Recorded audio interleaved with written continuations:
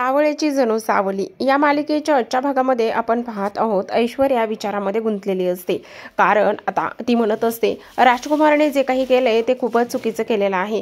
पण तसं पाहायला गेलं तर प्रॉपर्टीसाठी एवढ्या खालच्या थराला जाईल आणि खरं तर इथे त्याचं एवढ्या लवकर सगळं काही समोर येईल हे मला कधीच वाटलं नव्हतं। असा इथे ऐश्वर्या विचार करत असताना तिथे तारा येते।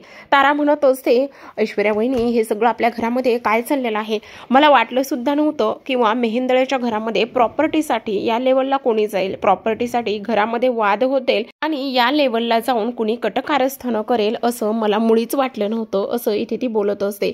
ह्या सगळ्या गोष्टी बोलल्यावर आता इकडे मात्र ऐश्वर्या म्हणत असते नाही, खरं पाहायला गेलं तर इथे कोणाला प्रॉपर्टी नको असते, मला सुद्धा प्रॉपर्टी पैसा आणि त्याचबरोबर इथे श्रीमंती हवीच आहे ना, कोणाला नकोय। मग वहिनी मला एक गोष्ट सांगा, तुम्ही सुद्धा प्रॉपर्टीसाठी एवढ्या खालच्या लेवलला जाल का, असं सावलीचं म्हणणं असतं। सावली असं बोलल्याबरोबरच ऐश्वर्या तिच्याकडे पाहत असते। नाही नाही, आमच्या सोहमला समजावून सांगायला पाहिजे, सोहम तर खूपच वेंद्रा आहे।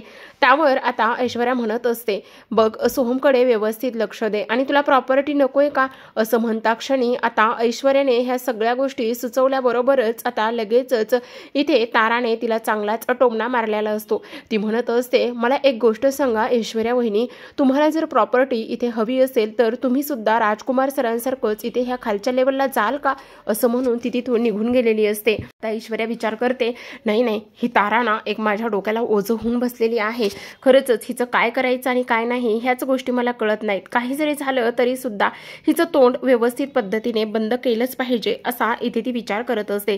आता खरं पाहायला गेलं तर इथे राजकुमारची एक्झिट झालेली असते। राजकुमारला धक्के मारत आणि त्याचबरोबर कानफाड फोडतच घराच्या बाहेर हकललेलं असतं आणि कानफाड फोडून घराच्या बाहेर हकलल्यानंतर आता जग्गू आजी जे आहेत त्या गावाकडे निघालेले असतात।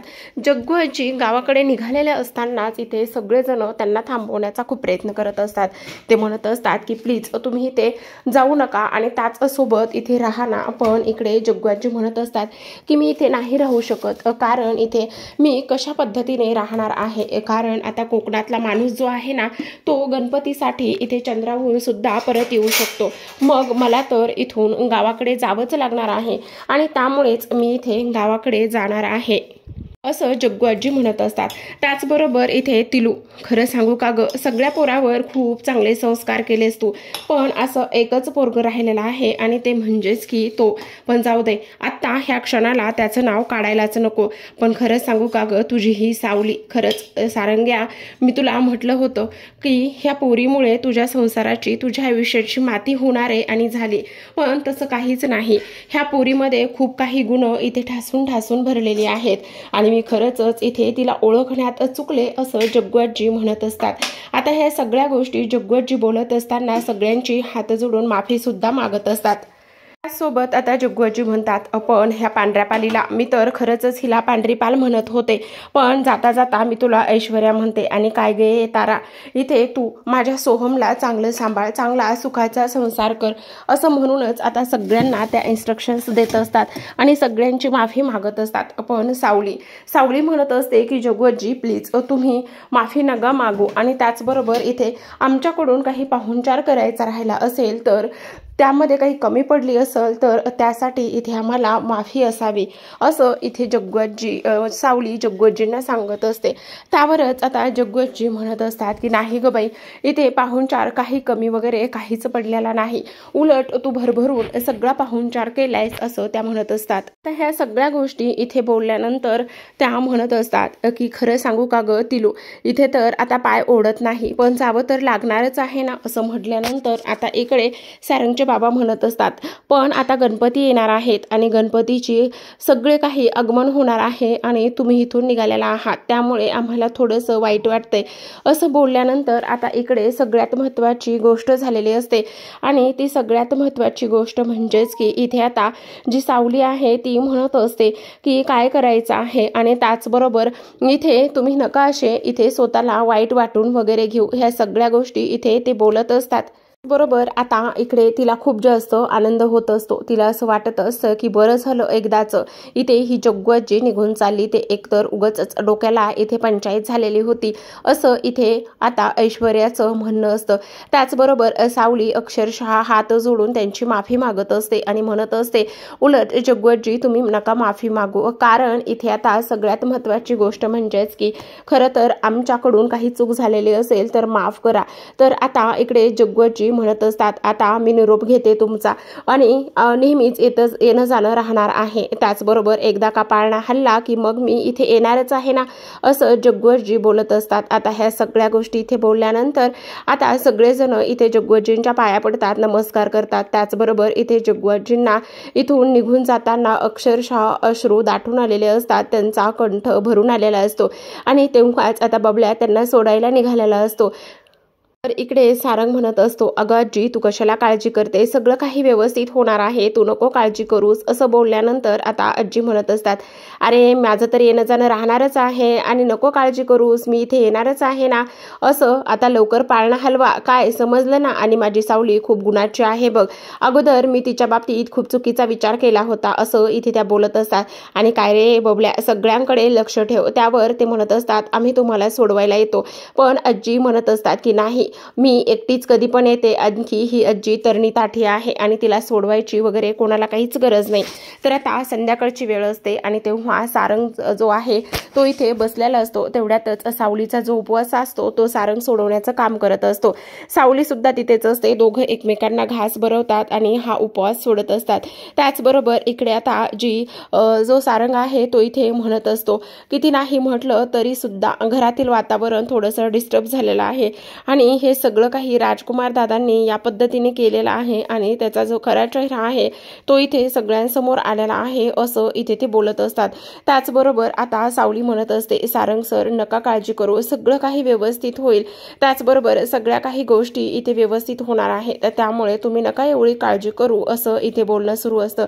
त्याचबरोबर आता जो सारंग जो आहे तो दुखावलेला असतो आणि सारंगच्या दुखावलेल्या मनाला इथे सावली अक्षरशः इथे छान पद्धतीने समजावण्याचं काम करत असते। त्याचबरोबर इथे आता हे सगळं काही इथे होत असताना ऐश्वर्या ह्या दोघांना पाहत असते। ऐश्वर्या ह्या दोघांना पाहत असतानाच आता ती एका गोष्टीचा विचार करत असते की नाही हे सगळं काय आहे, आणि त्याचबरोबर इथे आता ही जी काही सावली आहे, सावली इथे सारंगची ताकद आणि शक्ती बनत चाललेली आहे। काही जरी झालं तरी सुद्धा मला ह्या लोकांना वेगळं केलंच पाहिजे, काही जरी झालं तरी सुद्धा ह्या लोकांना इथे मला वेगळं केलं पाहिजे आणि सारंग आणि सावली एवढे जवळ येत आहेत, त्यामुळे मला त्यांच्याकडे नीट लक्ष वगैरे ठेवलं पाहिजे असा विचार आता इथे सावली करत असते। त्याचबरोबर अशा पद्धतीचा इथे विचार केल्यानंतर आता इकडे मात्र दुसऱ्या बाजूला जी सावली आहे ती इथे जो सारंग आहे त्याला विठ्ठलाचं आणि त्याचबरोबर रुक्मिणीचं सगळं काही महत्त्व आणि त्याचबरोबर सगळ्या गोष्टी इथे समजावून सांगण्याचं काम करत असते, जेणेकरून इथे सारंगचं मन जे आहे ते मन इथे व्यवस्थित राहील आणि त्याचबरोबर त्याला कुठलाच कसलाच त्रास होणार नाही, ह्या सगळ्या गोष्टी इथे ती पाहत असते।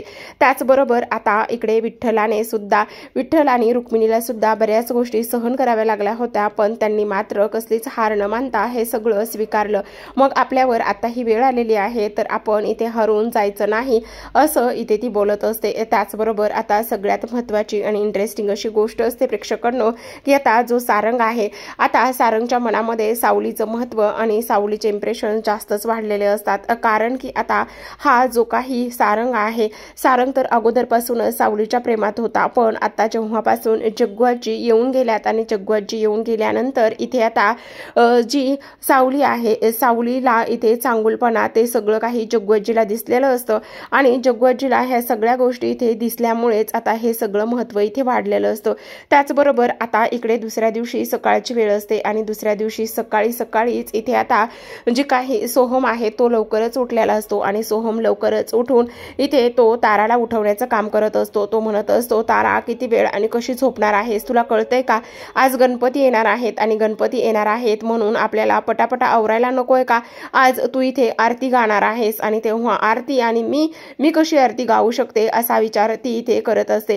का नाही आरती गाणार तू, इथे लग्न झाल्यापासून इथे जेव्हापासून तू घरात आलीस तेव्हापासून मला इथे तुझ्या तोंडून गाणं ऐकायचं आहे, मला सुद्धा अभिमानाने सगळ्यांना सांगायचं आहे की माझी बायको गायिका आहे, सिंगर आहे, मग तू असं का करतेस प्रत्येक वेळी? नाही ना, तू माझं ऐकून का घेत नाहीयेस? मला आजची आरती तूच गाणार आहेस. आणि तेव्हा तो ह्या सगळ्या गोष्टी इथे बोलल्यानंतर इकडे मात्र ती नाही म्हणत असते, पण इकडे सारंग जो आहे तो काहीच ऐकत नाही. आता सारंगने ह्या कुठल्याच गोष्टी न ऐकल्यामुळे शेवटी आता जी तारा आहे तिला काहीतरी करून, काहीतरी जुगाड करून हे सगळं काही करावं लागणार असतं. आता इकडे दुसऱ्या बाजूला इकडे मोदकाची तयारी सुरू असते. ही लोक सोहम आणि बबली जी आहे ती इथे आता नारळ सोलून देण्याचं काम करत असतात आणि नारळ सोलून देत असतानाच इकडे सावली आणि त्याचसोबत इकडे आता जो सारंग आहे ते इकडे मोदकाचं मिश्रण तयार करत असतात. इकडे मात्र ह्या सगळ्या गोष्टी ह्या पद्धतीने होत असताना सगळ्यात महत्त्वाची आणि इंटरेस्टिंग गोष्ट म्हणजेच की आता किती पसारा करून ठेवलेला आहे. तुम्ही जर असं करत राहिलात तर किती घरामध्ये गडबड होईल आणि पसारा सुद्धा होईल. त्यामुळे तुम्ही आता हे असलं काही करू नका असं इथे ती बोलत असते. त्याचबरोबर ह्या सगळ्या गोष्टी इथे बोलत असताना आता जो बबली आहे तो म्हणत असतो, तुम्ही नका काळजी करू, आम्ही सगळं काही इथे आवरून घेऊ आणि तुम्हाला काळजी करण्याची काहीच गरज नाही. पण इकडे मात्र आता ती म्हणत असते, अरे आणि तेव्हा सावली म्हणते, मी ना इथे ऐश्वर्या मॅडमला ना हे देण्याचं विसरूनच गेले, म्हणजे ना त्यांना ना सँडविच द्यायचं होतं. त्यावरच आता लगेच सोहम म्हणत असतो, असू दे ग, एक दिवस ती डाएट करेल. काय डाएट करेल? आणि त्याचबरोबर तिला कोण सांगेल डाएट करणार आहे म्हणून? सोहम सांगणार आहे का? त्यावरती लगेचच म्हणत असते, नाही नाही, मी असं काहीही सांगू शकत नाही. इकडे त्या ऐश्वर्याला सगळेजणच खूप जास्त घाबरत असतात. तर आता इकडे दुसऱ्या बाजूला छान पद्धतीने ही तयार झालेली असते आणि छान पद्धतीने तयार झाले तारासमोर आता ऐश्वर्या येऊन उभी राहिलेली असते आणि ती म्हणत असते, काय करतेस तू हे? त्यावरच ती म्हणत असते, काय करते म्हणजे मी आवरते, आज गणपती येणार आहेत ना. हो, ते सगळं काही खरं आहे, पण तुझ्या एक गोष्ट लक्षात येते का? इथे तो सारंग आणि तुझा नवरा इथे त्या सावलीच्या एवढं पुढं करतायत हे काही विचारू नको. आणि त्याचबरोबर तू जर असंच हे सगळं काही करत राहिलीस तर काय होणार आहे? त्यावरच आता ती म्हणत असते, काय करणार आहे मी? शेवटी इथे माझ्या हातामध्ये दुसरं काहीच शिल्लक नाहीये. त्याचबरोबर इथे मी कोणाला अडवणार आहे? अगं पण तुला ह्या सगळ्या गोष्टी जरा लक्ष देऊन कराव्या लागणार आहेत की नाही, पण तू तसं काहीच करत नाहीस. त्यावरच ती म्हणत असते, म्हणजे नेमकं मी काय करायला हवंय?